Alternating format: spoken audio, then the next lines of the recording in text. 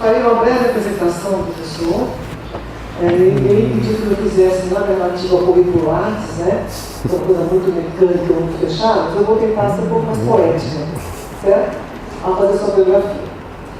Bom, Érico Braga é coordenador da Cátedra Unesco de Leitura da PUC-Rio, com graduação em Engenharia Mecânica, mestrado em Literatura Brasileira e doutorado em Estudos de Literatura pela PUC Rio de Janeiro. O professor pesquisador e coordenador de projetos de pesquisa da Cátedra Unesco de Leitura da PUC Rio de Janeiro, professor adjunto da Universidade de Santa Úrsula e professor adjunto do Centro Universitário do Rio, e ainda professor convidado de vários cursos e disciplinas de pós-graduação da PUC-Rio. Tem experiência na área de letras, evidentemente, né, com ênfase em leitura, com atuação principalmente em teorias e práticas de leitura, literatura brasileira, crítica literária, poesia, estudos de literatura, e faça pós-doutoramento na PUC-Rio. 2013, terminou já, né? 2013, 2014? Não, está desde 2006, não vai terminar nunca isso. Em algum momento. Departamento de Letras, né? Sobre as características e essências dialógicas na poesia brasileira. É músico, nós já vimos aqui, né? Uma palavra músico, compositor, escritor, editor, tem escrito vários livros de poesia, trabalhando há 15 anos com formação de leitores, tanto em sala de aula como com projetos de pesquisa na área. Pois bem, então, fiz essa apresentação breve, passo a palavra ao professor Érico Braga. Obrigado. Bom, um bom dia a todos.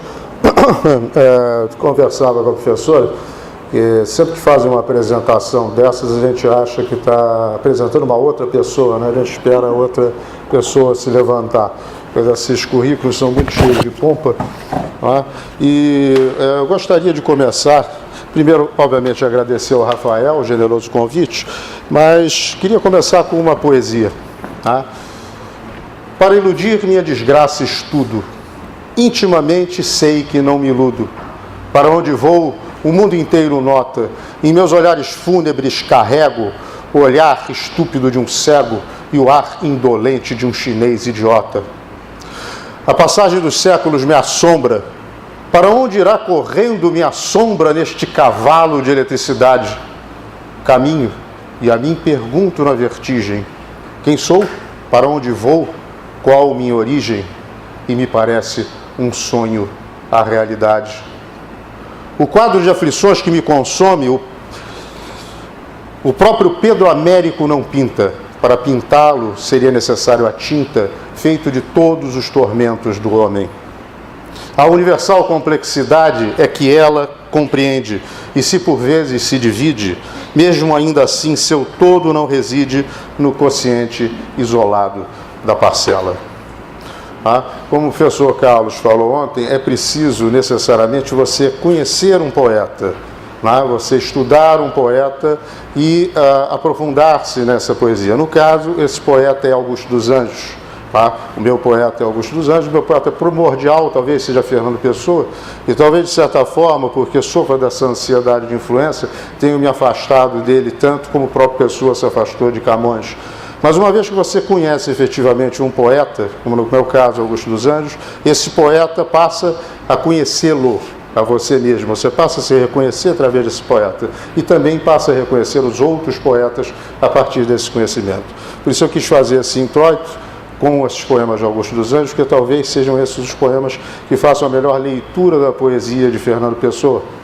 Eu também tentarei trabalhar de forma poética e artística, tentando ler através de outras artes a poesia de Fernando Pessoa. Então, eu quis começar com essa introdução de Augusto dos Anjos. E também quis vir aqui um pouco à frente para tentar corromper um pouco da monotonia, do estaticismo da apresentação. Eu vou tentar ter que ler grandes partes das coisas que eu preparei para a nossa apresentação de hoje, então posso fazer uma pequena variância vindo aqui um pouquinho à frente e tentando corromper essa monotonia. Quando o Rafael me chamou para fazer essa apresentação sobre Fernando Pessoa e ainda deu o título pomposo de conferência, né, eu fiquei, confesso, apavorado. Uma conferência pressupõe especialistas, como o caso do professor Carlos e dos demais professores. Né? Então eu imaginei que tipo de contribuição, já que eu não sou um especialista em Fernando Pessoa, eu poderia dar. Ele está me convidando como músico, ele está me convidando como professor, ele está me convidando como pesquisador, ele está me convidando como poeta. Tendo em vista a apresentação de ontem, que foi plenamente e efetivamente interdisciplinar, eu me senti muito mais tranquilo, porque eu quero trazer uma contribuição efetiva, eclética nesse sentido. Eu quero trazer as minhas leituras, tanto do ponto de vista como professor, quanto como pesquisador, também como poeta e também como músico da poesia de Fernando Pessoa. De uma forma resumida, para que a gente possa ter um lastro e não se perca nas explicações, eu vou dividir a minha fala em 5 momentos. O quinto momento é o momento da tarde, o momento mais artístico, é o momento do sarau, onde eu vou apresentar paródias, musicalizações e outras aproximações mais musicais e poéticas do Fernando Pessoa. Mas os 4 momentos agora da manhã serão divididos da seguinte forma. Primeiro eu quero fazer uma apresentação de um didaticismo, um poema falsamente simplório de Fernando Pessoa, que é a autopsicografia, e como ele pode ser utilizado, como ele foi utilizado em sala de aula, e daí surgiu uma espécie de arte poética. No segundo momento, eu quero apresentar um trabalho que pomposamente poderia ser chamado de intersemiótico ou interartístico. No final das contas, é tão simplesmente, embora com as suas complexidades, uma leitura do poema Tabacaria feito através das seguintes transições ou das seguintes traduções. Foi feito uma HQ, uma história em quadrinhos, com o problema Tabacaria. Eu fiz um poema, página por página, da história em quadrinhos, e não necessariamente do poema, e eu vou querer ler esse poema para vocês. É interessante até que tenha sido colocado a Bujanra, logo no início, falando o poema Tabacaria. Não obstante, me pareça ter visto o teleprompter no reflexo do óculos dele, então me parece que ele não decorou esse poema, não. Eu já vi gente decorando poemas grandes. Fiz uma vez um sarau em que um engenheiro, eu sou engenheiro também, declamou o Ijuca Pirama inteiro. Sou bravo, sou forte, sou filho do norte, meu canto de morte, guerreiros ouvi, guerreiros descendo da tribo Tupi. Essa é a parte fácil, de redondilhas menores. Ele declamou o poema inteiro. E parece que ele não declamou o Tabacaria. Mas a gente pode fazer essa releitura através dos quadrinhos. Num terceiro momento, e foi o momento que mais me empacou, quando o Rafael me chamou, eu disse, eu tenho que falar alguma coisa efetivamente teórica, constitutiva a respeito do Fernando Pessoa. Então, eu cismei de trazer o meu pós-doc interminável para o Pessoa e tentar aplicar o dialogismo bakhtiniano ao processo de heteronímia. Como a própria expressão já diz, é uma confusão miserável. Eu escrevi 5 páginas sobre isso e deixei no campo das hipóteses, mas quero partilhá-las com vocês para possibilidade de estudo. E num quarto momento, eu vou trazer impressões, situações, circunstâncias de leituras de Fernando Pessoa, que eu julguei muito curiosos. Eu orientei uma dissertação, uma monografia sobre a aplicação da fenomenologia de Bachelard sobre o espaço, a poética do espaço, aos poemas de Fernando Pessoa e ao Paixão II de Jagad e Clarice Lispector. Eu vou trazer também alguns elementos para vocês. Algumas leituras de autopsicografia e outros casos curiosos. Então são esses 4 momentos. Eu vou lançar a mão da minha colinha, porque eu escrevi várias coisas que eu acho que são importantes, porque elas estão muito mais bem estruturadas do que uma fala que seria meio estrutura, meio improviso. Mas eu não abro mão também de fazer os meus improvisos, até para tornar a fala mais interessante e mais dialogada e mais interativa. Tá bom? Então são esses 4 momentos. Primeiro, a aula, a autopsicografia aplicada a Humberto Eco. No segundo momento, a gente faz uma saudabilíssima pausa poética, lendo a poesia feita para a HQ de autopsicografia. No terceiro momento, a gente entra na seara um pouco melindrosa do dialogismo bakhtiniano. E no quarto momento, os causos a respeito do Fernando Pessoa. Tá bom? Tá.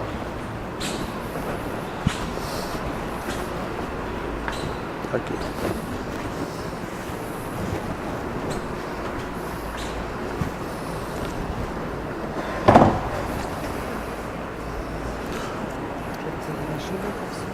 Não falo daqui perto. E, gente, a partir de determinado momento, se não a partir de agora, quando vocês quiserem me interromper, fazer alguma pergunta, tirar uma dúvida, por favor, não se acanhem, levantem a mão, me interrompam, porque o Rafael me brindou com 2 horas de exposição, é isso? Ou nós temos menos do que isso? 2 horas. 2 horas é muito tempo. 2 horas eu mesmo não me aguento, então, por favor, vocês me salvem de mim mesmo. Isso parece até pessoando, né? Bom, a parte da introdução é razoavelmente o que eu já tinha falado. É só uma observação que eu tinha colocado de forma graciosa aqui, né? Como ficar entre não me meter em hipótese alguma, me meter a gata mestra, mas ao mesmo tempo também não ser um glosador de motes recorrentes. Essa foi a minha preocupação. E por isso eu vou tentar ser inteiro, põe tudo quanto és naquilo que fazes, né? Como diz o próprio Pessoa, né? Eu titulei essa fala, eu nem me lembro qual era o título que eu dei o título é sempre uma coisa provisória, né? Mas eu falei de usos e desusos, né? Dialogismos, didáticas e desusos, né? Uma coisa mais ou menos poética, usando o D, né? Desusos eu tinha inicialmente chamado de abusos, não como superinterpretações, mas como transdisciplinaridades. Usos porque, de uma aplicação didática, surgiram resultados talvez interessantes. Eu usei Umberto Eco, usei o Pessoa para explicar o Umberto Eco, e depois eu vi que, na verdade, o Umberto Eco estava explicando Pessoa, ou melhor, o Pessoa estava explicando a si mesmo. Tinha mais do que uma meta poética, tinha uma poética, né? Uma reflexão sobre o próprio uso da poesia, como fazer a poesia para ler a própria vida, como a arte lê a si, não só a si mesmo, mas como ela lê a própria existência e os recursos de que ela se utiliza para tal, né? Os desusos não por anacronismo, mas para uma abordagem talvez incomum, um approach teórico que vinha sendo tentado a usar para a poesia brasileira, mas que de certa forma nasceu da insinuação do fenômeno da heteronímia. É quando eu for tentar aproximar o dialogismo da heteronímia. Aliás, dizer o seguinte, eu fiz com muito carinho essa apresentação, Rafael, as coisas que eu fiz aqui foram feitas especificamente para esta apresentação. Então, curiosamente, quando o Rafael me convidou, eu estava passando num sebo de rua e vi no chão essa HQ, depois eu posso escanear e disponibilizar a vocês, com os poemas de Fernando Pessoa, em que Fernando Pessoa vê Lisboa. Então eu quis fazer o poema a partir disso, ou seja, o poema é recente, é um inédito também, especificamente para essa apresentação. E são 4, portanto, os momentos ou abordagens. Eu faço aqui uma súmula. Sem querer ser repetitivo, é só uma questão de estrutura. Quando a gente escreve, a gente é um pouquinho mais ordenado do que quando a gente fala. Embora quando a gente fale, as pessoas prestem mais atenção do que quando a gente escreve. Uma espécie de contradição, e por isso eu faço as duas coisas. Em algum momento as pessoas prestam atenção. A primeira é como inferir uma poética de uma didática. Ao utilizar um único poema de Pessoa para explicar algumas das categorias expostas por Umberto Eco em 6 passeios pelo bosque da ficção, descobri que todas elas se encontravam qualitativa e quantitativamente ali prefiguradas, como se precedessem a exposição teórica, ou antes, como se a perspectiva teórica de Pessoa precedesse a própria configuração poética, pensar antes de escrever.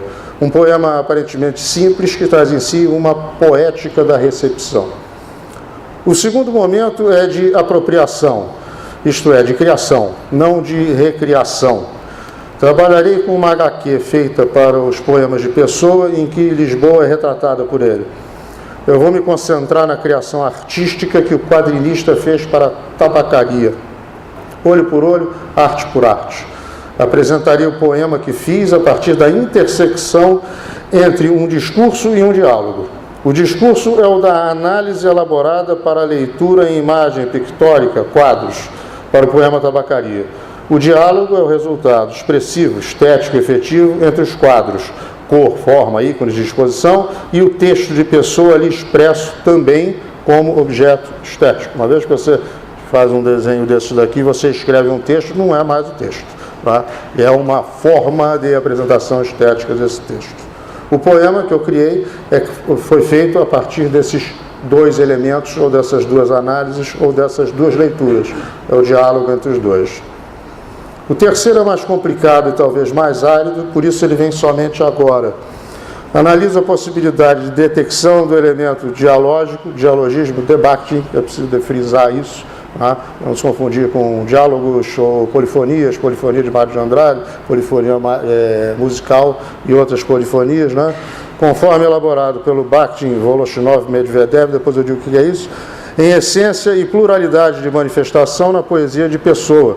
E se a heteronímia pode ser vista e como, a partir dessa apreciação dialógica, como polifonia, no sentido em que polifonia foi concebida para explicar romances polifônicos, prosa. Há uma série de problemas inúmeros e até o momento, para mim, insolvíveis, né? Seja de metodologia, seja da necessidade de elaboração teórica. Eu escrevi 5 páginas a respeito disso, eu não vou lê-las todas para vocês, para não ficar tranquilos.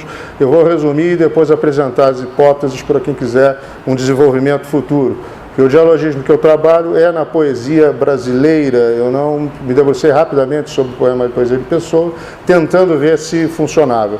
E especificamente em relação à heteronímia. É simplesmente uma sugestão de trabalho. O quarto momento é um apanhado de momentos menos circunstanciais que propriamente pontuais.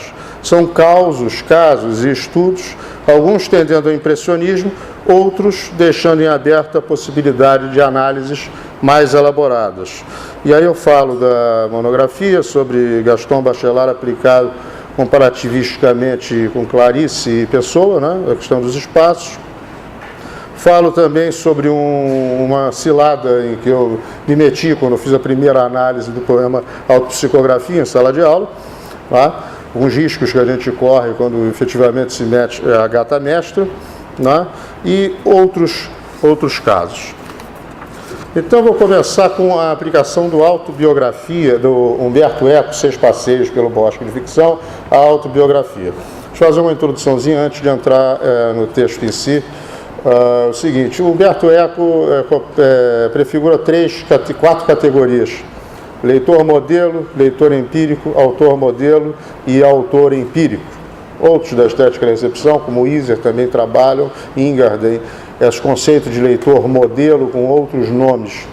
Mas, basicamente, as questões principais são as mesmas. Eu elaborei aqui algumas formas fáceis de você conseguir compreender, pelo menos rapidamente, como a gente faz em sala de aula, quando não se trata de estudo de estética de recepção, ou como no caso da palestra, né? Alguns exemplozinhos graciosos que ajudam a fixar de uma forma provisória esses conceitos. Vou começar pelo leitor modelo, que é talvez o mais complicado.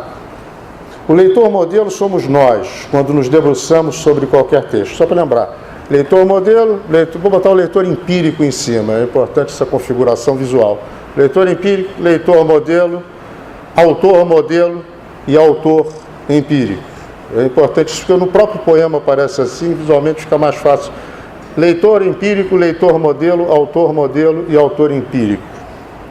O leitor modelo somos nós, quando nos debruçamos sobre qualquer texto.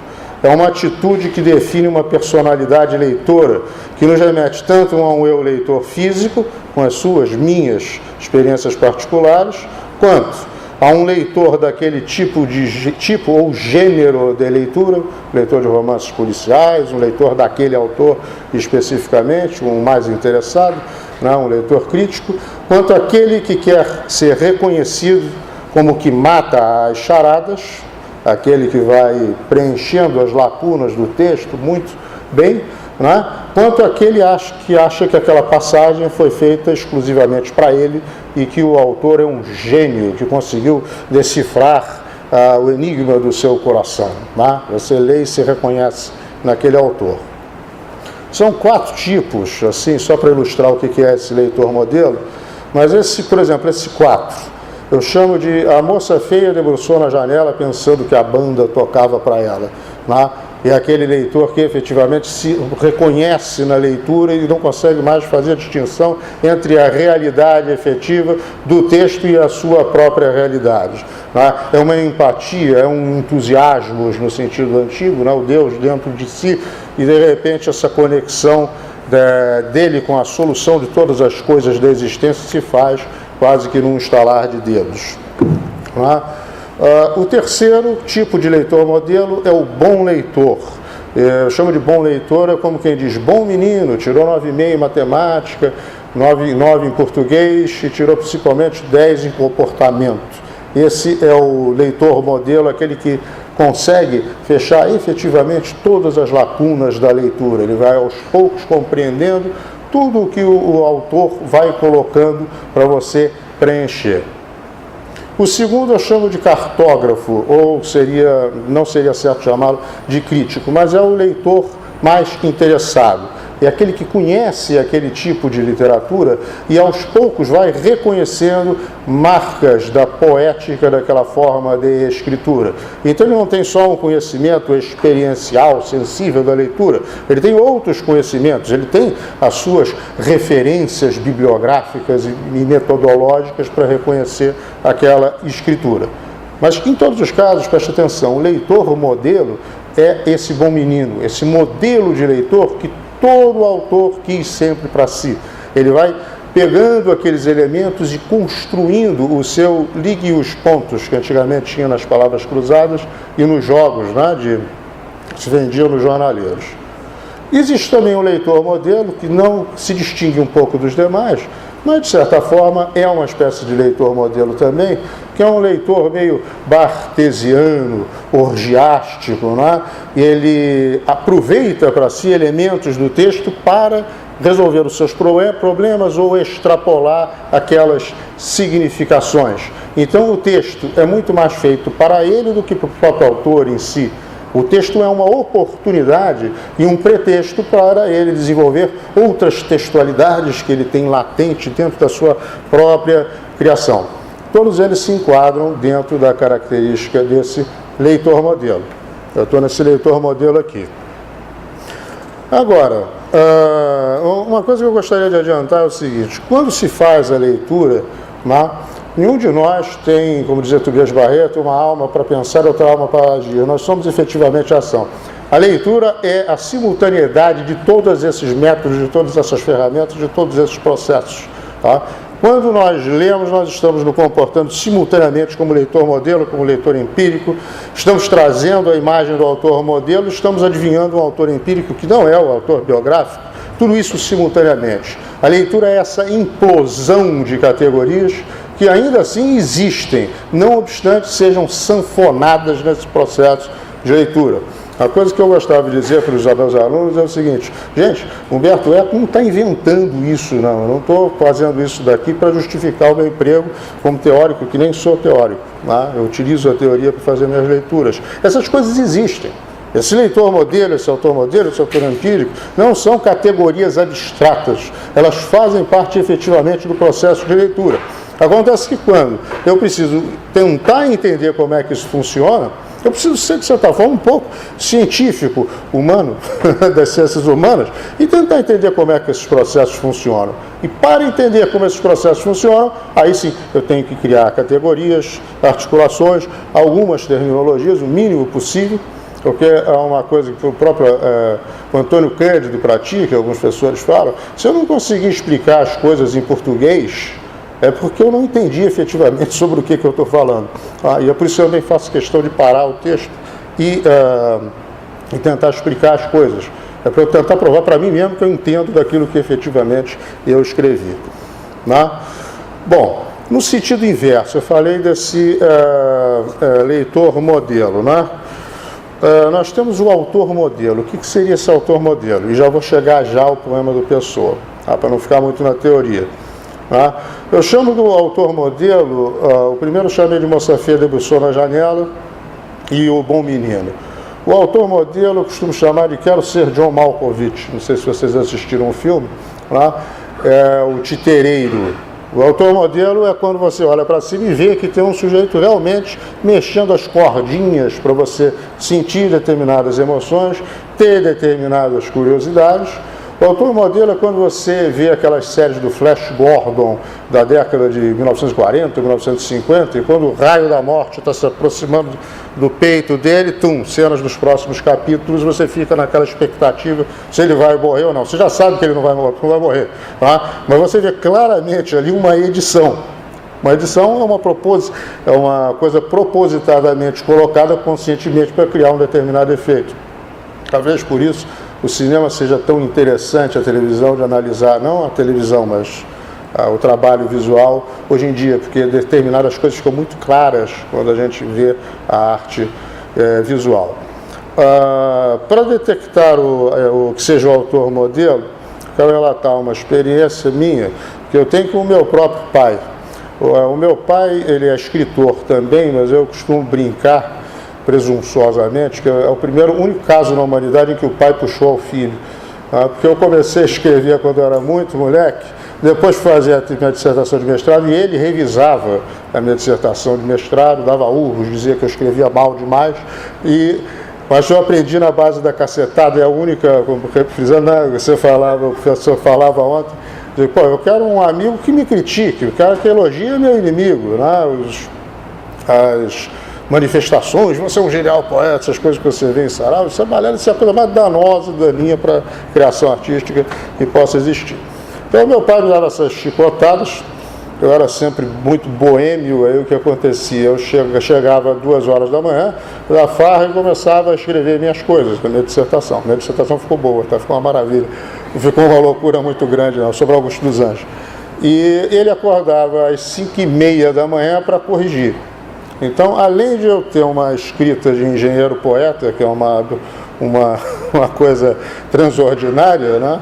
Eu ainda chegava empolgado e romanticizado. Então, imagino que ele tinha que corrigir de manhã. Né?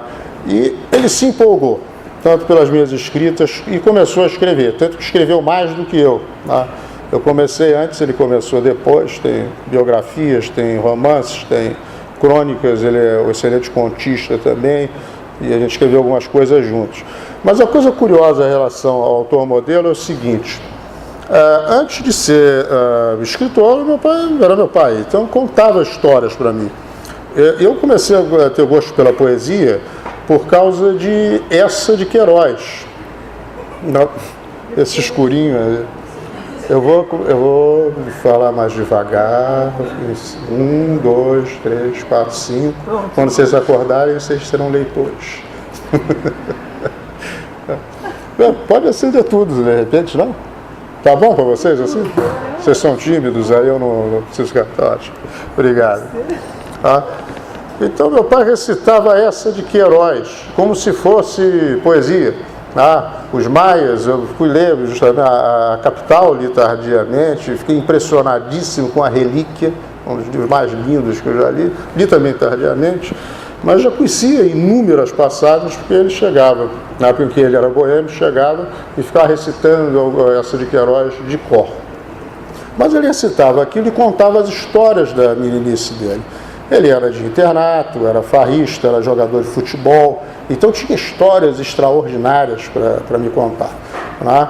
E eu cresci vendo aquelas histórias. Num determinado momento ele começou a escrever. O que acontece quando você começa a escrever? Você tem que selecionar as histórias que você quer. Você está entrando numa outra seara, você está entrando na engrenagem estética. E a engrenagem estética tem uma autonomia. Você não pode fazer o que você quer quando você está escrevendo. Não é só a questão de você estar escrevendo para alguém, você está escrevendo de acordo com um determinado modelo. Não. A obra, o texto, ele faz diálogo consigo mesmo. Ele está o tempo todo te impedindo de fazer determinadas coisas e pedindo para você fazer outras. Então, ele vai, eu não estou querendo ser estruturalista não, só fazendo uma consideração. Então, ele passou o quê? Ele passou o quê? Ter que selecionar aquelas histórias que cabiam dentro daquela engrenagem textual para funcionar para dentro e para funcionar para fora. Então, eu pude experimentar fisicamente, visualmente, historiográfica e biograficamente, esse processo do autor modelo, isto é, aquele que constrói as histórias de forma que elas funcionem de certa forma para determinados efeitos. Eu conhecia elas lá fora e via elas sendo adaptadas para uma determinada necessidade. Então, esse titereiro é aquele que não está falando a verdade, vamos dizer assim, se é que existe isso, são outras histórias também. Mas é aquele que manipula para dar um determinado entendimento para alguma coisa que ele está fazendo. Tá? Aqui eu falei sobre a experiência. Agora, no sentido inverso, e obviamente você só pode detectar isso daí a partir do próprio texto. Se você pula para um paratexto, para uma biografia ou para uma crítica, você está tendo um outro texto a partir do qual você está criando o terceiro seu texto para criar uma entidade fora desse texto para entender o texto. Não, o autor-modelo ele funciona dentro das engrenagens textuais. Leitor-modelo e autor-modelo estão muito próximos aqui. Eu quero já adiantar essa minha configuração aqui, estético-visual. Coloque como se no meio houvesse um espelho de dupla face. Então você tem o leitor-modelo e você tem o autor-modelo. E no meio você tem efetivamente o texto, que no caso é a única coisa real, mas que, para o caso que nós estamos estudando, é a única coisa que não interessa. Ele está estudando as categorias. O leitor-modelo se espelha no autor-modelo, porque ambos decorrem da análise que eu faço do texto, onde é que eu estou tentando identificar como que eu atuo em relação àquele texto e como aquele sacana do autor está me manipulando para eu atuar como ele quer que eu atue. Então, é dentro do texto, esse espelho, que existem essas configurações. No sentido inverso, para detectar esse autor empírico, como falasse, é ver como se dá o comportamento de plateias construindo santo-bevianamente, vamos dizer assim, o criador das biografias, o homem por trás do autor famoso. Vamos assistir o Suassuna, vamos assistir o Chico Buarque, ele falando. Parece que ao ouvi-lo falar, a gente finalmente conseguiu entender a obra e o homem simultaneamente. É fantástica a criação biográfica que a gente faz, mas é emocionante. É emocionante. Quando este é convidado para uma entrevista, o olhar ávido da plateia por qualquer autodelação de dado biográfico que venha confirmar as expectativas latentes, melhor, latejantes, que cumpre afinar com as leituras, por cada detalhe das leituras de suas obras e de seus textos ficcionais. Agora já nem tanto, melhor, desde sempre nem tanto. Quando se fecha qualquer associação, é um estímulo para o espírito. Aquela passagem daquele livro é devido ao fato de ele ter vivido aquele tique-tico de tempo em tal cidade do interior. Pronto, está desenhado o homem a partir de um autor modelo. Esse é o autor empírico, né? O sujeito que tem uma história e que, portanto, essa história, uma vez desenhada, é aquela que está no texto? Não. Mal está apontado um detalhe para o autor biográfico, porque esse autor que a gente está vendo a partir do momento em que ele está falando é um outro autor que nós estamos construindo na nossa cabeça com as nossas textualidades, a nossa imaginação, como se nós fôssemos conspícuos biógrafos efetivos e eficientes. Acabei falando o eficiente e o efetivo. Ainda vou escorregar nessa terminologia. O autor empírico escapa a tudo isso. O autor empírico escapa a qualquer modelo que queira sistematizar, definir ou cercar o que seja autor empírico. O autor empírico é um critério de exclusão ou de desilusão forçada criado por Humberto Eco justamente para evitar esse tipo de confusão. A personagem, ou a metáfora, a ideia, a analogia que eu procurei para o autor empírico é um conto do Luiz Fernando Veríssimo, chamado O Popular, que está no Gigolô das Palavras, eu não sei se vocês conhecem. Em resumo, o conto é brilhante, fantástico. O Popular, o Luiz Fernando Veríssimo começa, ele mesmo narrando, dizendo que verificou existir em todas as culturas, seja na Arábia Saudita, no Irã, na França, no Brasil, uma figura universal, que se chama o popular. Diferente de salvo por populares, agredido por populares, não. Esses populares é os que entram na ação. O popular é aquele cara que sempre está atrás da foto olhando para o que está acontecendo. Se você for ver em fotos de jornais do mundo inteiro, sempre tem aquela figurinha que está atrás, não participando, mas ele seria, vamos dizer assim, a testemunha ocular privilegiada de todos os fatos que ocorrem no mundo. E aí o Veríssimo começa a brincar, caracterizando, dizendo que esse popular sempre é um pouco barrigudinho, tem cara de aposentado, sempre está carregando um embrulho do lado de baixo do braço. E aí vai descrevendo como isso acontece na Arábia, na Rússia, em tudo quanto é lugar. E que isso chamou a atenção das inteligências dos países, que, de repente, quiseram saber quem é essa figura universal. É um espião, é uma entidade, é um ET, é um observador de outra nação. Então bolaram um esquema de CIA, né, para capturar o popular, descobrir quem ele é e, principalmente, o que ele trazia dentro daquele embrulho, tá, que era o grande mistério. Então organizaram a situação, cercaram, criaram um acidente de trânsito fictício e quando finalmente os populares surgiram para acudir, conseguiram identificar o popular lá atrás e a polícia caiu em cima dele, pegou o embrulho, erraram. O verdadeiro popular estava olhando lá atrás a atuação da polícia. O autor empírico é essa figura. O autor empírico, eu escrevi muito das minhas poesias num bar lá do Leblon chamado Tio Sam. Dava 7 horas de teoria literária na faculdade. Quando eu nem sabia o que era teoria literária, a gente aprende dando aula. Mas chegava, na terça-feira, chegava com tanta coisa na cabeça que eu sentava às 5 horas da tarde e só saía às 5 horas da manhã. Esse bar Tio Sam. E era um bar que era muito frequentado pelo João Ubaldo Ribeiro. E eu sempre via ele lá. Então eu tinha claramente para mim essa distinção. Esse cara não é o cara que escreve. Né? Esse cara é um cara físico que anda de sandálias como se estivesse na ilha de... Como é que é o nome daquela ilha? Fica do lado de Salvador? Itaparica. Quando ele estivesse em Itaparica. O Leblon, para ele, é a nova Itaparica. Está lá. Então para mim sempre foi muito claro isso. O autor empírico foi criado pelo Humberto Eco justamente para criar essa falsa ilusão de que a gente consegue atingir efetivamente o homem. Tá? Da mesma forma como o leitor empírico. O leitor empírico somos nós. Eu costumo explicar o leitor empírico pelo desacerto, pelo paradoxo. É o sujeito que vai à comédia e sai chorando. Tá? Você não consegue prever o leitor empírico. Ele efetivamente tenta chegar ao ser um leitor modelo. Justamente essa tentativa denota o fato de que ele não é um leitor modelo.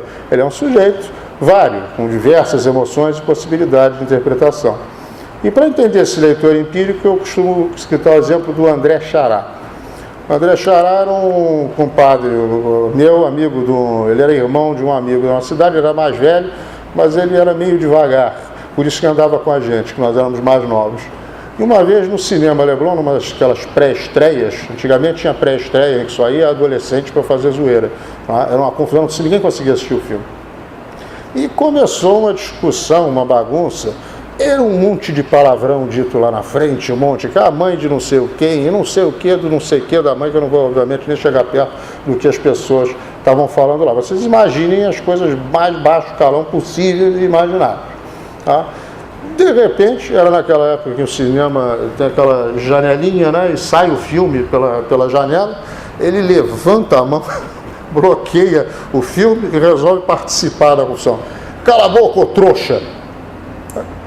Ninguém conseguiu falar mais absolutamente nada. Você imagina no meio de aquele palavreado horroroso e escabroso, de repente o cara fala, trouxa. Ele jogou uma pedra, um tampão ali, que ninguém conseguiu, tinha possibilidade de reagir, dar um significado ou estabelecer um diálogo em relação àquilo. O leitor empírico é mais ou menos isso. Somos nós que achamos que estamos nos comportando como leitor modelo, mas na verdade nós estamos divagando nas nossas próprias interpretações. Às vezes, quando nós escrevemos um ensaio, discursivizamos as nossas interpretações, nós vemos, a partir da crítica dos outros, o quanto as nossas objetividades são efetivamente subjetivas. Não é? E o Pessoa, o que ele tem a ver com isso? Eu vou tocar essa música mais tarde, tanto tocar, a gente acha que o poema não é mais poema, é a música da gente. Né? Eu vou tocar esse poema mais tarde, vou repetir essas trovinhas maravilhosas aqui, maravilhosamente, falsamente simplórias, e a gente vai analisar. O poeta é um fingidor, finge tão completamente que chega a fingir que é dor, a dor que deveras sente. E os que leem o que ele escreve, Na dor lida sentem bem não as duas que ele teve, mas só a que eles não têm. Eu devo ao querido amigo meu, Ricardo Oiticica, que faleceu no ano retrasado, a contabilidade desse poema. São 4 dores. Eu sempre achei que eram 3 por causa da sintaxe, mas só a que eles não têm. Quem são eles? Eles são os leitores. Né? Então, eu dizia, os leitores leem uma dor que eles não têm. Mas, ora bolas, se eles estão lendo uma dor que eles não têm, é possível você julgar que eles têm uma outra dor que não seja aquela que eles não têm. Por que eu sou capaz de julgar isso? Por causa do raio do espelhinho. É como se o autor empírico fosse espelhado para leitor empírico e o leitor modelo fosse espelhado para o autor modelo. Poeta é um fingidor, finge tão completamente que chega a fingir que a dor que efetivamente ele sente. Momento da escrita. O autor, pessoa, na sua poética ou metapoética, ele tem uma experiência de dor que não é efetivamente a dor que ele descreve quando ele está efetivamente escrevendo. Mas ele sente aquela dor também, e tão bem quanto a dor anterior, devido a esse excesso de fingimento. Se ele assim não fizesse, talvez não conseguisse escrever com a sua eficiência, com a sua efetiva empatia. Então, eu tenho que ter uma dor para ter como experiência, para poder depois transfigurá-la para a experiência poética, mimética, escrever com linguagem o que seja essa dor. E quando eu escrevo essa dor, eu sinto essa dor tão bem quanto a outra que eu simplesmente senti, porque senão talvez eu não conseguisse descrevê-la de forma tão efetiva. Então são duas. Né? Então quando eu escrevo, eu sou um autor empírico, porque senão não é um fantasma que pega a caneta, é uma pessoa fisicamente, né? Que se comporta como um autor modelo, Fernando Pessoa, meu pai, ou quem quer que seja, que está pegando aquelas dores todas e transformando elas em uma outra coisa. Um bando de tinta, expressões que remetem a toda a cultura ocidental, né? Palavras, no final das contas, e ali eu escrevo esse papel, esse meio de campo, entrego a outra pessoa, outras pessoas, aqui ele trabalha no plural. Quem são? Os que leem o que ele escreve. Traduz claramente como leitores, que na dor lida do outro, seja a escrita ou aquela que ele efetivamente sentiu e que transfigura, né, eles sentem não aquelas duas que ele teve, mas somente aquela que eles não têm no momento da leitura, o efeito estético da leitura, que é a dor que eles não têm, porque as suas dores reais são as outras. São aquelas que eu tento aproximar da leitura, porque senão a leitura não faria sentido. Um texto, a literatura é humana, ela é feita de humanos para humanos, então eu tenho que remeter a alguma coisa que realmente acontece comigo, eu imaginei, discursivizei, falta a psicanalista agora aqui para falar, né, que eu discursivizei e recriei dentro da minha cabeça para entender como tendo sido aquela dor que eu tive. Então, o Fernando Pessoa consegue aqui, em 2 mínimas quadrinhas, que são fingidor redondilhas maiores, em 2 redondilhas maiores, ele consegue, de certa forma, sintetizar toda a parte de estética da recepção do Humberto Eco em 6 passeios pelo bosque da ficção. Como eu falei, há um sanfonamento, há uma implosão no momento da leitura. Todas essas categorias, elas ali se misturam no momento da experimentação do literário e da leitura. E elas efetivamente existem, não são criação da minha cabeça ou da cabeça de teóricos como Humberto Eco. Pode estar demonstrando, né? Espero ter aqui demonstrado, ou pelo menos convencido. Para dar um tempo nessa teorização toda, eu vou pedir agora para colocar as imagens. O que aconteceu, como eu tinha falado para o Rafael? Eu tinha acabado de me fazer o convite, eu desci da PUC, nunca eu vi um sebo de rua ali na PUC. Coincidente, acho que ele passou, o cara botou aquele pano no chão só para eu encontrar esse livro. Às vezes dá a impressão de que essas coisas acontecem. Eu dei de cara com essa HQ do Fernando Pessoa, em que ele se justifica dizendo que 25 pessoas escreveram em inglês um guia para estrangeiros, que não teria nenhuma característica literária, era efetivamente um guia, e esse autor, então, seguindo os passos de Pessoa, tentou criar uma Lisboa visual em HQ a partir dos poemas em que o Fernando Pessoa trata da sua própria cidade. Então, o que eu fiz? Vou fazer mais uma análise de tabacaria, eu que não sou especialista? Não. Eu disse, vou trabalhar então como poeta. O músico fica mais tarde, vou trabalhar como poeta. Agora, o poeta não trabalha como romanticamente se pensa que os poetas sempre trabalharam desde o século XIX. De repente acontece um treco e ele sai escrevendo um monte de coisa. Obviamente não é assim. A gente tem nossas experiências, a gente tem nossos estudos. Daí a pergunta que eu fiz para o professor Carlos ontem, né? Como é que se dá essa interferência que existe necessariamente entre aquilo que a gente aprende de teórico, de biográfico, de bibliográfico e o poema. Tudo interfere o tempo todo. Uma vez conversando com o Gilberto no satélite, ele brincou comigo, disse, Érico, você tem que ter cuidado contigo, porque você é uma cobra. Aí eu digo, como eu sou uma cobra? Porque eu achei que eu tinha feito alguma coisa errada. Não, é que Érico Braga. Eu descobri que eu tinha uma cobra no meio do nome. Aí eu achei que era uma besteira tão grande que eu falei, Gilberto, a gente pode usar esse tipo de coisa quando for fazer analisar em poesia. Você pode usar tudo quando você for analisar a poesia. Então, voltando para o outro espelho, quando a gente está escrevendo poesia, a gente está usando efetivamente tudo.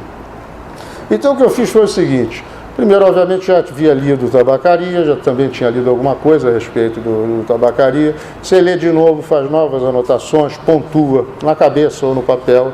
Você tem outras impressões. Eu gosto de anotar, é um péssimo hábito, porque eu não consigo mais usufruir da leitura.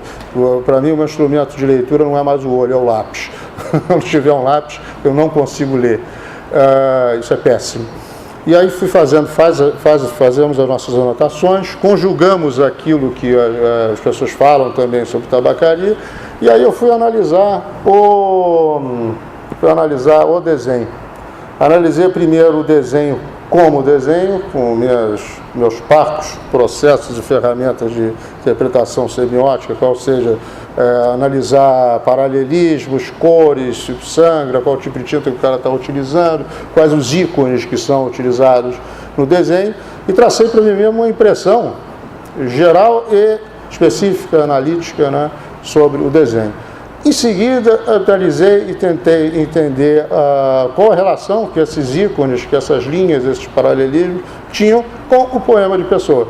Porque não é simplesmente botar uma pomba e achar que ele está fazendo citação da pomba estúpida do Espírito Santo do guardador de rebanhos.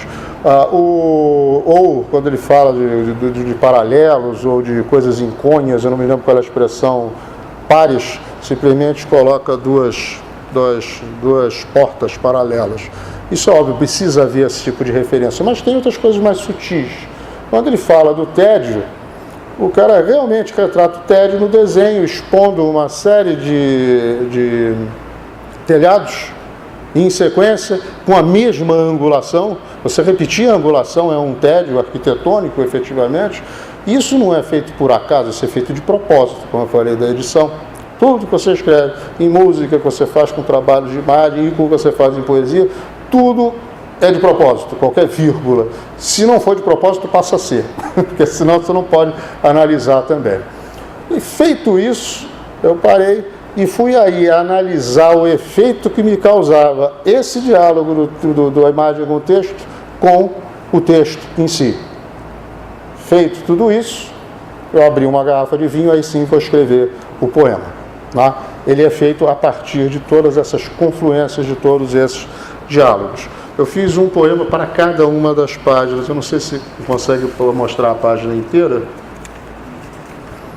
Consegue botar a página inteira? Não? Deixa eu ver só. Porque... Tá. Deixa eu ver se essa é a página 9. Agora, estranho que não está. Essa não é a primeira. 1 de 19, é essa que está aí? Bota na 2 de 19, por favor.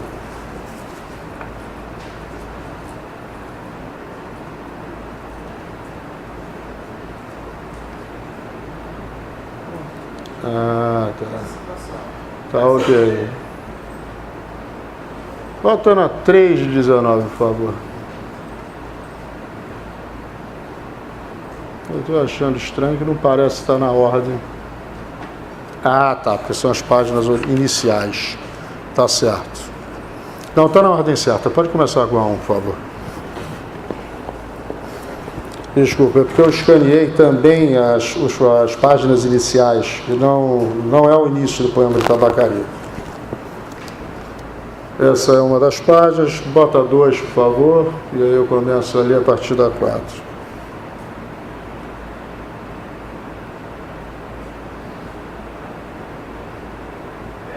Pode abrir. Pode dar uma baixadinha. Eu acho que agora pode apagar a luz, né? Agora o efeito aí cinematográfico, né? Bem-vindo. Pode apagar todos. Pode botar 3, por favor.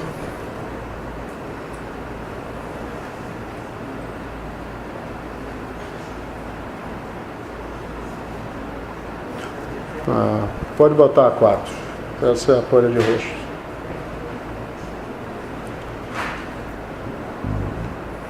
Isso, pode abrir essa, por favor.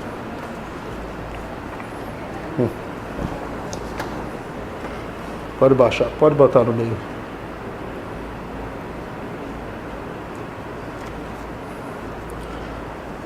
Nenhum desses pontos de fuga partem de mim, embora que cheguem em sua múltipla arte, óbvia certamente, como todos os olhares que já se aperceberam, aqueles treinados e aqueles não. Todos os quadros são resguardados e rés do chão, para aqueles que sabem, eu não, talvez não, sempre talvez, sempre o tal, sempre a vez. A outra página, 10.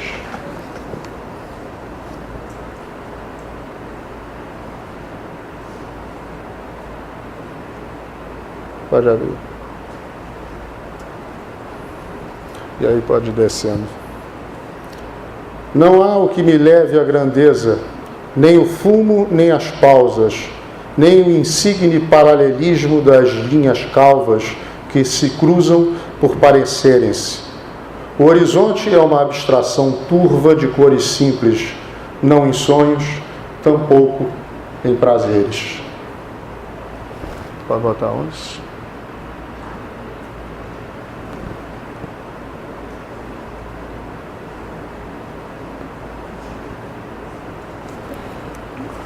Os fios são menos simples do que o homem que eu sou. Números não são simples. Para saber números é preciso ser homem. Como eu, que sabe números, mas não sabe ser números, não obstante a geometria de buracos escarvados em uma página limitada, sem gelosias. Para que gelosias? Geometrias? Pode mudar.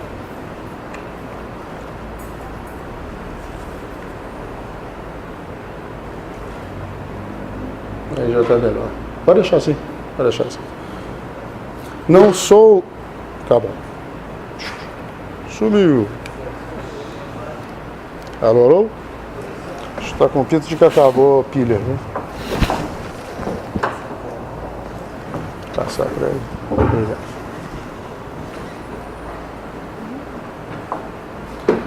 Não sou o que observo, nem tampouco as escadas, tampouco as matrizes de tempo que existem entre um flash e o seguinte, do que há só espaço e óleo. Há o que segue e o que pausa, e uma sombra inclinada sobre tudo isso. A sombra não é impossível, e, portanto, ela existe. 13. Sabendo que tudo vaga no desperdício, gosto do ímpar das falas e das imagens, que deixam em suspenso o ritmo, como se a sombra não mais me perseguisse, e a representação icônica de mim mesmo fosse o símbolo perfeito e ridículo. Mas nada mais é isso, senão o símbolo. 14. Toda linguagem é fumaça, e é linguagem o que expiro por dentro. menos rupestre que a própria incapacidade de se ler em sonho, como a dormência que atinge as pontiagudas extremidades das arquiteturas e clareia-se aonde passa longe de mim os bondes, havendo lá quase fantasmas de aquarelas acridoces que fumam, não obstante o concreto do giz, tribo em interrogação.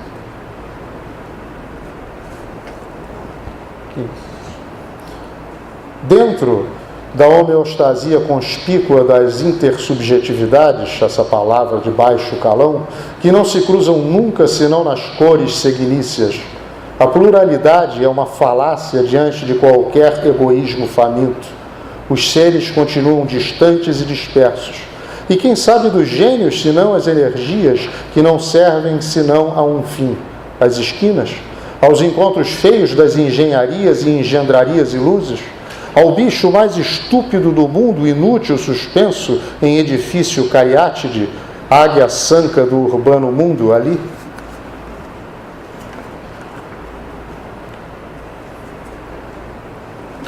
A vista é enquanto, sintaxe é sempre e tudo é narrativa. Há sustento no expor-se sempre à mesma vista. Há ansiedade demais em qualquer texto, numa loucura em imagem. Loucos são os que veem, e embora a fumaça linguagem se derreie em marrons Mariana de Minas, ela nunca se contextualiza, só por causa dos lilazes, de Montmartre e todas as canções que não vêm ao caso, como se fossem tola boemia. Gênios permanecem à parte e se proletarizam na singularidade de seus edifícios, sombrios pela metade. Há diálogo em tudo, mesmo entre existimos. Há transição em tudo, mesmo entre sermos. Há gradação do infinito, mesmo quando não nos atinge. O 4 é um número a esmo que divide a realidade. Uma escolha, como 3 ou 2 ou a estalagmite.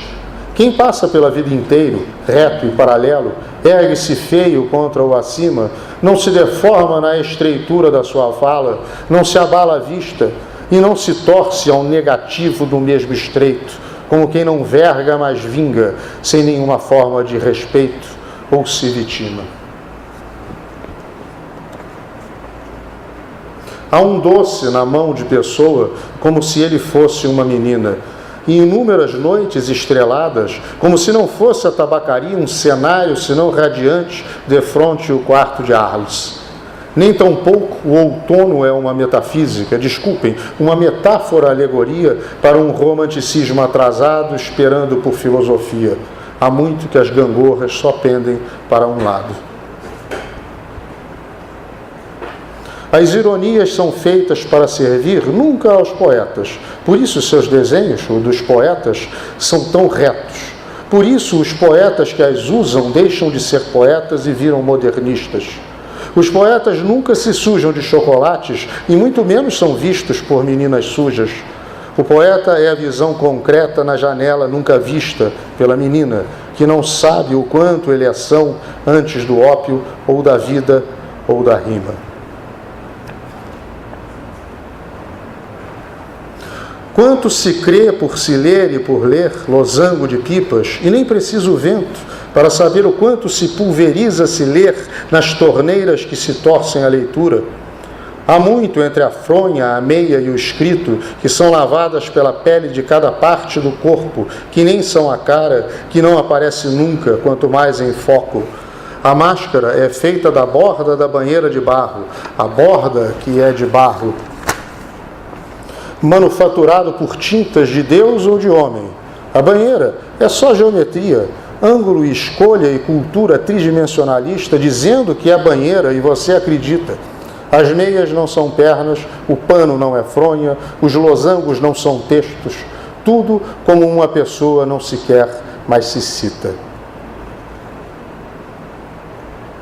E nesse cinza, que nunca antes foi cinza, todos os elementos do eu, que só é discurso, dessublimizam-se na latrina, que flushing, que speech, sem pressão ou ideologia, como se houvesse uma maré extinta em um recalque de um mar sem lua, Só a tampa, forte, semivista, na eterna sombra gravidade de um cadeado entrevisto que até uma criança desenharia.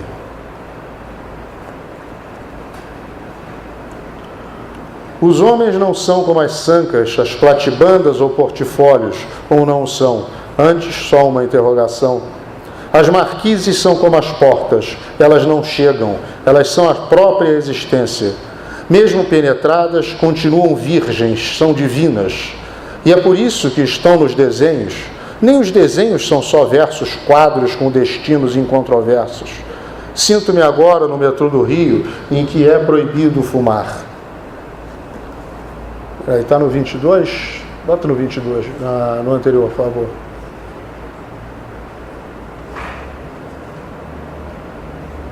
Não, desculpa. Volta mais um, mais dois, mais três. E 22 é a página, não é o número do... Mais um. Esse. Nem os desenhos são os versos e quadros. Sinto-me agora no metrô do Rio, em que é proibido fumar. A tabacaria está no metrô de uma grande cidade atual. E esta seria uma grande alegoria, não fosse o desenho outra coisa ainda, ou aquém de algum terraço. O poeta se esconde em cinzas, em cinza, e todo poeta é tímido e lírico, mas tímido acima de tudo isso. E o eu lírico com isso? O eu lírico são telhados em movimento. Não eles, não eu, só você, em vale vivo, onde o dono da tabacaria não é ser vivo, nem nunca aparece.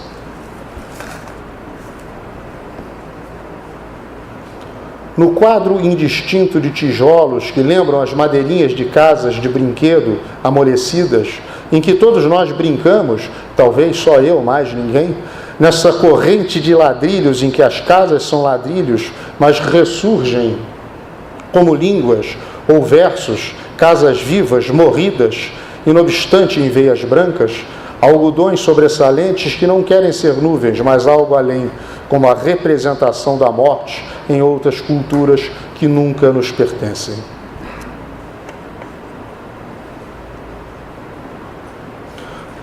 Tudo morrerá, como criança ou inca. Crianças também morrem, incas também. Como todas as terras são proscritas, e Le Petit Prince português de chapéu e grande echarpe, ou fole, papel higiênico, ou qualquer exploração de ondulações e recognição ocidentalíssima ou não, irá cruzar as galáxias como uma pianola de salão interdita, porque a vida não morre, como uma tabacaria em um asteroide, tipo assim, Torre de Pisa. Todo cometa é pré-histórico, como se gravado em uma caverna. Será impossível não gravar isso como uma criança, mas gravar um homem? O pensamento é um DNA? Ou é somente um desenho que nos influencia a sermos mais ou menos que isso, o que quer que isso seja? Quando isso acontece, os mundos caem em si, imagéticos, imaginários, linhas e cores que sejam, e entretanto se fumam.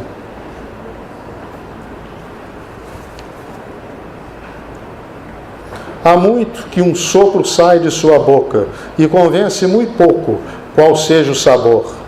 Parte para as estrelas mal desenhadas, menos planetário que o cometa que nunca ameaça e só agora se revela. Um mero desenho analisado comparativamente com o poema de Fernando Pessoa. E não com você, desculpe, construção, em que um poeta analisa poeticamente tudo isso em uma conferência em São Luís do Maranhão, e não vai achar a filha da lavadeira do poema sujo de Ferreira Goulart para que você não se goze e o poema termine não feliz para gozo do poema em si. Mas resplandeça a tabacaria olho de peixe, haja visto, ouvir estrelas é coisa sinistra e cabeça, e enfim, rodeada de protoplasmas que se põem no prego e nem talvez sejam vistos por mim.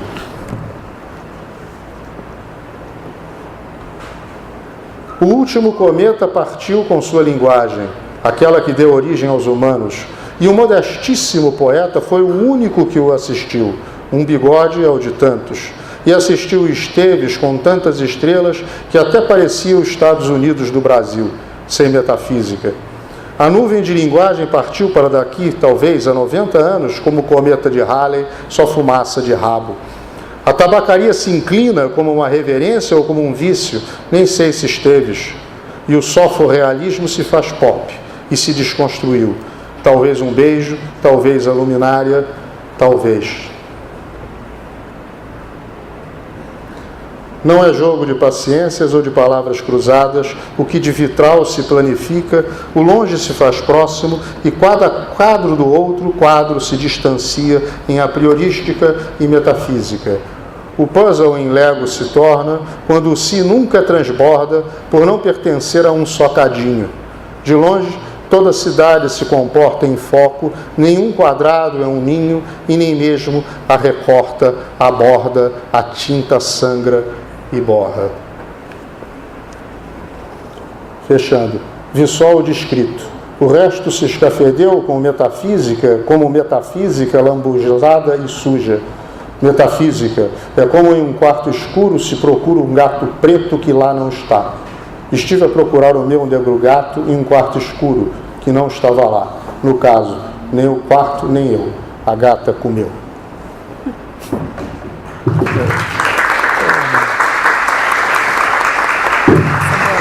Pode, bora, Sandra. Não está chegando. Bora, Sandra. Gente, obrigado pela paciência. Eu não tinha visto que o poema tinha ficado efetivamente tão longo, né? Obviamente que se eu fosse explicar minhas análises do que eu fiz do quadro, eu não faria o poema. O poema é justamente esse arranjo sintético, eclético, essa explosão de possibilidades não analíticas, né? Eu, sem querer fazer propaganda de nada, vou deixar para as propagandas para mais tarde, para o segundo momento. Esse opúsculo aqui, esse é O Homem que Tudo Leu, é um livro meu, que é uma tese de doutorado que eu fiz em forma de romance ou novela e teatro. Por que eu estou falando isso? Porque quando eu comecei a analisar o Tobias Barreto, eu já tinha escrito mais de 3.000 páginas e tinha muita coisa para ser dita. E a solução mais econômica para eu conseguir fazer vazar as análises que eu tinha feito foi justamente a ficção, foi justamente a arte. A arte é a forma estética mais contundente e mais sintética que pode existir. Então, a minha decisão por fazer uma tese ficcional foi uma decisão racional. Foi a única possibilidade que eu encontrei para conseguir fazer vazar tudo que eu precisava dizer a respeito de Tobias Barreto. Então, era necessário não explicar, era necessário provar pelo impacto, pela ênfase que somente a obra literária ou a arte é capaz de propiciar. Então, eu estou falando isso que eu quero aplicar justamente essa, desculpa, não esfarrapada, espero, para ter feito um poema e não ter feito uma análise intersemiótica, outra palavra de baixo calão. Eu até escrevi aqui, obviamente, engraçado, curiosamente, em relação a esse inédito, eu não terei pruridos. Quem quiser, eu passo para a internet. Tá? Acho que é interessante dar uma... E também, obviamente, os quadrinhos. Eu acho que é muito rápida a exposição. Tá? É muito diferente quando você lê o poema, quando você analisa e quando efetivamente você ouve o poema, é o 10º diálogo possível, né? Com a exposição das gravuras, das imagens. Né? É outra coisa ainda, é um outro efeito ainda, e eu falo isso metapoeticamente aqui. Mas eu acho que as pessoas merecem fazer uma análise mais pausada. Eu acho que a serenidade é uma forma de análise também muito eficiente, ao invés de somente o impacto. Eu também escrevi isso que eu acabei de falar, escrevi de forma mais organizada aqui, né, a explicação de como foi feito esse poema, mas eu vou passar adiante, porque senão fica muito extenso. Como é que nós estamos de tempo? 11h05. Isso, a gente tem mais meia horinha? Então, uma meia horinha é rápido. Bom, eu vou tentar fazer o seguinte, eu escrevi aqui uma série de possibilidades de aproximação, tentei me aproximar de vocês como professor, né? Como eu falei, o Rafael me convidou, eu vou lá, como não sou especialista em pessoa. Eu sou o quê? Sou professor, sou músico, sou poeta, sou escritor e sou pesquisador. Tá? Então vamos tentar dar um pouquinho de cada e aplicá-lo efetivamente à pessoa, contribuir o máximo possível com esse ecletismo. Primeiro, uma aplicação de sala de aula, né, e como é que isso redunda numa poética, numa metapoética. Segundo, uma contribuição como poeta, né, e agora uma pequena contribuição como pesquisador, né, a minha pesquisa tem sido, nos últimos 10 anos, intermitentemente, tentar entender o que é o dialogismo de Bakhtin, tá? E tentar aplicá-lo e ver se é possível detectá-lo e como é possível detectá-lo na poesia. O Bakhtin tem aí uma espécie de contradição teórica que vários pesquisadores, Boris Schneiderman, Cristóvão Tesa, o Faraco e outros, que são de São Paulo, inclusive estão tentando romper, que é o seguinte: o Bakhtin tinha uma implicância terrível com os poetas, principalmente com os poetas formalistas. Eles achavam os poetas não só egocêntricos pessoalmente, como egocêntricos dentro da própria criação literária, não generosos, sempre muito preocupados com a sua própria subjetividade, não dando espaço, portanto, através da estética que eles escolheram para si, a poesia, para a pluralidade de vozes existentes no mundo.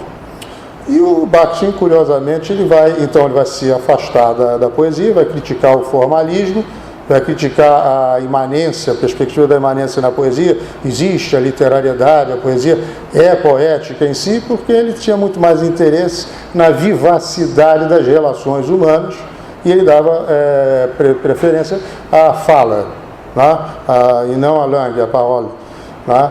E para ele a palavra é uma coisa viva, a palavra é concreta, a palavra é falada e ela existe numa situação específica, circunstancial, única e singular. Então, uma palavra que eu falo aqui não é a mesma que está escrita e não é a mesma palavra que eu falei quando estava saindo do banheiro e vindo para cá. Não é a mesma palavra. A palavra só existe na realidade em que ela é efetivamente enunciada. Extraordinariamente complexo, extraordinariamente real. E por isso, difícil de você detectar, de você manipular e de você entender. E também, assim, deveria ser na poesia, não estratificada. As palavras não pertencem efetivamente ao poeta. Antes que isso daí saia para uma generalização de superinterpretação, não é você querer dizer qualquer coisa a partir do que você está lendo. O cavalo branco de Napoleão, é o nome do cavalo, né? E chamar ele de preto. Mas você pode fazer, desde que você consiga ter uma discursividade suficientemente coerente para dizer por que você está apontando esse daltonismo quase que louco. Tá? A questão não é isso, a questão é que as palavras existem antes de você. Então as expressões, é como se você usasse um seletor numa biblioteca de vírus. O que um computador faz? Ele fica ali, entra num programa, aí ele vai lá, analisa todos os programinhas que ele sabe que são corruptores, e quando ele consegue identificar vírus identificado. Assim nós procedemos também em relação à realidade. Nós selecionamos situações conjugadas com determinadas expressões ou palavras que, na verdade, são reações que você espera que funcionam analogamente àquela reação de situação passada. Então, olho para você, eu calculo razoavelmente o que deve ser dito, e não a palavra que deve ser dita, o que, no caso, dá no mesmo, porque o que importa é, efetivamente, o efeito. Então, as palavras não pertencem a você, e a situação também, de certa forma, não. E toda situação, portanto, é repetida de forma diferente. Essa é a base do pensamento, da filosofia da linguagem do Bakhtin. Agora, curiosamente, ele vai aurir essa filosofia da linguagem na literatura. E vai aurir isso num sujeito chamado Dostoiévski, principalmente no livro chamado Irmãos Karamazov, em que ele vai conseguir observar a plenitude da realização do princípio dialógico em literatura. Dostoiévski teria criado, então, o que se chamou de romance efetivamente polifônico. Romance polifônico não é um lugar onde aqui o autor ele se exime. O autor existe, ele não pode deixar de existir. O autor modelo está ali, em cada palavra. Tudo que está lá é o autor que faz, é óbvio. Mas é um lugar específico onde o autor consegue não meter o bedelho demais no pensamento de suas personagens. O romance polifônico é uma espécie de local democrático onde as ideologias, no sentido de conjunto de ideias, não só questão de ideologia marxista, não é isso, Tá? As ideologias estão todas em pleno pé de igualdade, são todas tão importantes quanto as perspectivas éticas, ideológicas, morais, ou qualquer coisa que seja, do autor. Eu, enquanto escrevo, me coloco também, mas eu sou mais um no meio dessa pluralidade de vozes. Essa é a polifonia de Dostoiévski, a polifonia de Bakhtin, que ele quer mostrar. Não é outras polifonias ou simplesmente uma polifonia vulgar, como também existe a carnavalização, que é outra coisa, como simplesmente você jogar coisas no poema e chamar de amálgama, ou chamar de calidoscópio de sentimentos. Não é isso, não. É uma consciência efetiva de que você está construindo um palco para que essas ideologias, principalmente, se confrontem. E aí vem por isso que a fala da professora ontem, que foi muito importante, porque é a incomplementariedade, é uma palavra fundamental. Eu dependo do outro. O outro me completa, porque o outro tem uma coisa que eu não tenho, que é a visão de mim. A não ser que eu ande com um espelho o tempo todo na rua, vendo como é que como se fosse uma bailarina de jazz, né, que tem um espelho na frente, tem que botar a perna para ver se está com a postura correta. Eu não sei, eu dependo do outro para ele me dizer com a sua reação como eu estou me comportando, se eu estou me havendo bem como eu gostaria de me haver. Tá? E utilizando o trocadilho, como eu gostaria de me ver também. Então eu acordo e durmo com a necessidade de provocar e ser provocado para poder definir a minha própria existência, exterior e interior. No caso, as duas, mesma coisa. Obviamente que aí nós nos remetemos imediatamente à tabacaria. Tá? Essa angústia, esse anseio de não saber como se é visto, se as pessoas não me veem, com quem eu vou me confrontar para poder tentar explicar a mim mesmo. Tá? Isso fica claro no Irmãos Karamazov e em alguns outros romances, em que existe essa provocação, essa necessidade de você se comparar o tempo todo. Então você tem três coisas, essa polifonia, essa incomplementariedade, eu só existo enquanto em relação com os demais, e uma outra que eu posso chamar de responsividade ou necessidade de resposta, que se resume ao diálogo, né? Tudo é uma reação. Não é uma ação e reação newtoniana, meramente, o sujeito reativo encosta a pessoa já xinga. Não é isso. Mas é uma necessidade de você dar uma resposta. Tudo é uma pergunta que ou é feita para você, ou se não existe solicitação, você provoca essa pergunta para você mesmo. Esse é o princípio do diálogo. Então eu tentei verificar como é que você encontra realmente essa pluralidade de vozes, essa generosidade de você servir o seu texto para essa manifestação de diversos discursos, essa necessidade de resposta, esse diálogo com o entorno, efetivamente na poesia. Óbvio que a poesia moderna e contemporânea ela é muito mais pop e intersemiótica nesse sentido. Mas o interessante, eu tentei ver, e é um processo inacabado e mal acabado, quero frisar isso, eu não estudei ainda direito essa matéria, estou batendo muito com a parte teórica, não é uma coisa muito simples, embora o Problemas de Poética de Dostoiévski seja um livro razoavelmente muito bom de ser lido, né? O Bakhtin é um sujeito muito prático, é melhor ler o Bakhtin do que ler os caras que falam a respeito de Bakhtin, eu recomendo isso. Né? E como é que eu consigo ver esse dialogismo na poesia? Eu tentei ver em Gregório de Matos, em Augusto dos Anjos, em Ferreira Goulart, em Carlos Drummond de Andrade, Corpo Santo, Sousandres também. Estou tentando examinar que o grande problema é a ferramenta. Né? Eu não posso utilizar as mesmas ferramentas que o sujeito utiliza para prosa na poesia. Elas não encaixam. Como é que eu defino as personagens da poesia? Nas concepções mais básicas do gênero, né? Você vê, o lírico é justamente o esfumaçamento da nuance de personagem, a subjetivação. Né? Você não tem a concretude que é oferecida, de certa forma, na prosa. Então, a dificuldade é você conseguir reconhecer as vozes sem que elas tenham um enunciado concreto. A poesia, tudo é muito efetivamente difuso. Cristóvão Tesa faz no seu livro Bakhtin, Formalismo Russo, faz uma pequena análise de um poema de Carlos Drummond de Andrade. Eu não posso trazer porque o livro que a gente gosta está sempre com a gente, então é fácil de perder. Então eu perdi esse livro, eu não pude trazer para cá. Mas o Boris Schneiderman faz uma análise muito interessante em Murilo Mendes, né? E o Robert Stam, esse livrinho interessante sobre o Bakhtin aqui, faz uma análise do poema Música, Língua, do Caetano Veloso. Cada um deles tenta fazer o que eu tento fazer também. Como que eu posso detectar esse dialogismo? Não é? E, por exemplo, no poema do Música do Caetano Veloso, ele analisa o que chama de séries culturais, ou seja, manifestações do pop, da televisão, da linguagem camoniana, ou seja, linguagens pertencentes a determinadas manifestações culturais. Na poesia de Carlos Drummond de Andrade, o Tesa identifica características discursivas, como o Carlos Drummond de Andrade sai de um lirismo patente e de repente entra num discurso quase que jornalístico, como tem aquela música: tentou contra a existência em seu humilde barracão, Joana de tal, por causa de um tal João.